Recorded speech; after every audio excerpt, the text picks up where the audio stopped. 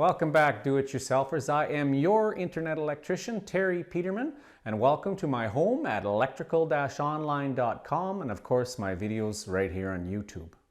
So in today's little video short on current topics, I'm going to install a under cabinet light that was sent to me from the folks at Huryee. Now I'm going to link a description below to where you can purchase one of these for yourself.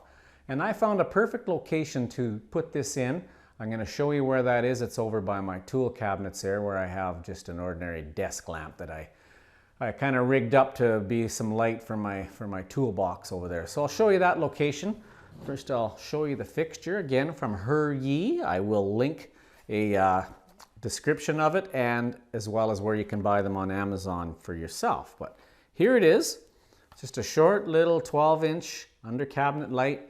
It is a plug-in type of fixture, so you just plug it into the one end, and then there also is a linking bar that comes with it so that you can gang a few together. So you could have an uninterrupted strip of these all in a row, of course, under a longer cabinet space, under cabinet space than what I'm going to show you here today. But just for now, very basic installation. They send you this linking device, they send you the power cord, so I have a switched outlet that I'm going to use to plug this into. And they also send you some mounting screws. The first thing I usually do with mounting screws that are sent with fixtures is toss them in the trash because they're usually not of great quality and they're usually tiny Phillips heads that strip out more than they don't.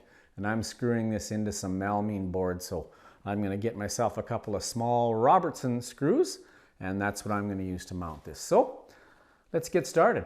So here's the location I picked for this under cabinet strip light, right above my toolbox here, which is between two tool cabinets.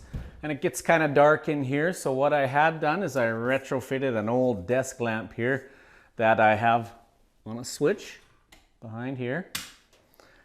And I had that for now, but this is a much better solution to it. So let's get started. We just have to center this light. We'll plug it in and kind of pick the spot that gives me the best light down onto my toolbox.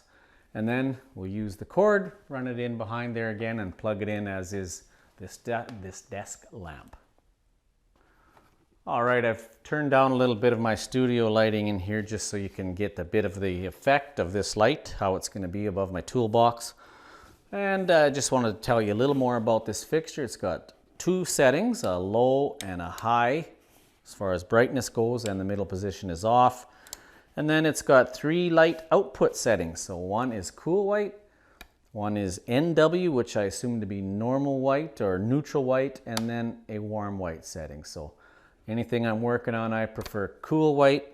And now I want to just see where the optimal position for this is going to be to give me the best light down into my toolbox. So hold it up there.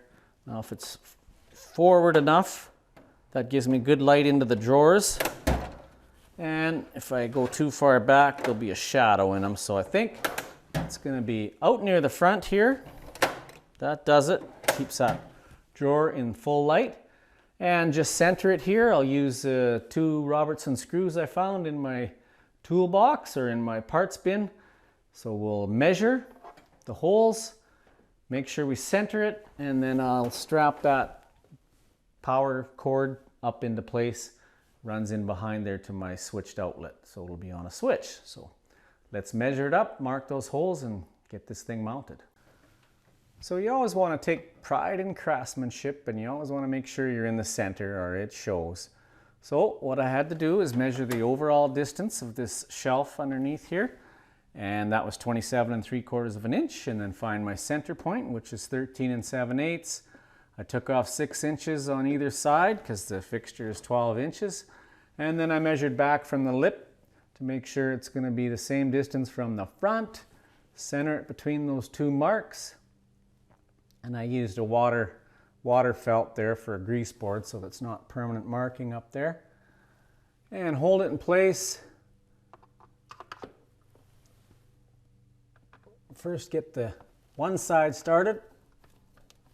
And then, just to double check, here's those screws I'm talking about. They are a number 0 Robertson, so you use a yellow Robertson screwdriver. Not so common in the States, more common in Canada. They are getting a few more of these. They're kind of cheating a little bit and putting a square head inside of a Phillips because notice that screw won't fall off. Try that with a Phillips, little tiny Phillips screw. So these are perfect. And just double check now. I'm going to check my distance to the front. Make sure I have it even. 1.5 inches. Bring that out a little. 1.5 inches. Hold it in place. Got to apply quite a bit of force to get that started because, like I said, that's a melamine shelf here, so it's got a hard finish to it. Snug those screws up. And there. Now I'm just going to get some cable straps and do a nice job of strapping that cord out of the way up against the top of the shelf and around back. I'm using these little 2-nail cable straps to strap up that cord up underneath the shelf there.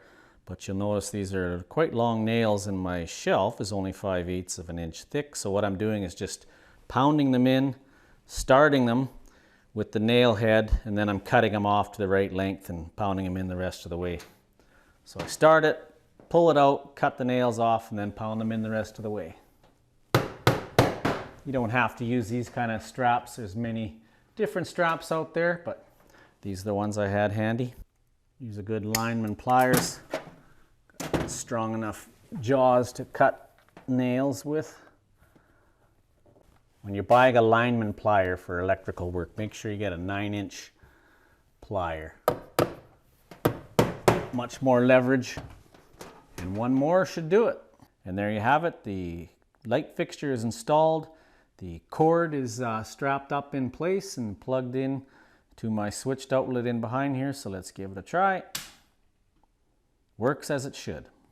So there you have it, a complete job of this under cabinet strip light from Huryee. 12-inch under cabinet light that you would probably put in your kitchen under cabinets, and you would want to measure up your distances and make sure you order enough pieces to fill that space out nicely and link them all together. But this was where I used it. Works great. Thanks again to Huryee, and I will have a link to the product where you can purchase your own from Amazon in the description below. So check that out, and hey folks, please hit that like button, subscribe to my channel, click that notification bell. It really helps us out here, us YouTube creators, and also make comments. I want to hear from you, and I try to answer all my comments. So please feel free to leave a comment. You can ask me a question. I'll get to it, answer you. I even will send you my email if there's something that we need to go into deeper. But please use the comment section below. Thanks again for watching. Your internet electrician, Terry Peterman.